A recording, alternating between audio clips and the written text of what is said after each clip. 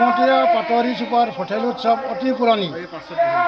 ইতিহাসে ঢুকি নোপোৱাৰ পৰাই এইখন প্ৰচলিতভাৱে চলি আছে। আমাৰ ইয়াত এডাল আহঁত গছ আছিল। আহঁত গছডোবাৰ আনুমানিক শংকৰদেৱৰ জন্মদিনৰ পৰা 1449 চনৰ পৰাই এইডাল মানে ইয়াত আছিল প্ৰকাণ্ড আহঁত গছ।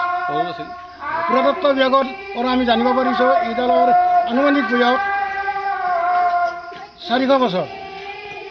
গতিকে এই গছডালক ভক্তি জনাই আমি ইয়াত প্ৰতি বছৰে ভঠেলি উৎসৱ পালন কৰোঁ। ভঠেলি উৎসৱটো হৈছে এটা কামৰূপীয়া লোক সংস্কৃতি। যেনেকৈ মিচিংসকলৰ আলি আই লৃগাং, বড়োসকলৰ বাথৌ পূজা, গোটেইখিনি আমাৰ প্ৰকৃতিক নিৰ্ভৰ কৰি এই উৎসৱবিলাক পালন কৰা হয় বহাগ মাহত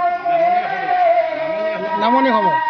আৰু ঠিক তেনেকৈ দক্ষিণ কামৰূপত খৈৰী উৎসৱ, গোটেইখিনি বহাগৰ বসন্তকালত আনুমানিক 19 শতিকাৰ পৰা আমাৰ পাটৰি চুপাত সমজুৱাভাৱে কামৰূপীয়া লোক সংস্কৃতি ভঠেলি উৎসৱ পালন কৰি অহা হৈছে।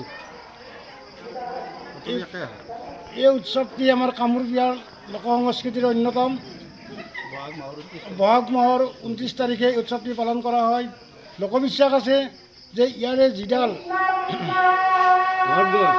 আহঁত গছ, এই আহঁত গছডালৰ ইতিহাসে ঢুকি নোপোৱা দিনৰে পৰা আমি দেখি আহিছোঁ। প্ৰায় 300 বছৰমান হৈছে। আৰু এই উৎসৱটিৰ মূলতঃ মানুহৰ এইটো কি বুলি কয়, এইটো বাথৌ। যিকোনো খবৰৰ বাবে যোগাযোগ কৰক আমাৰ এই নম্বৰত 9181 307 2221।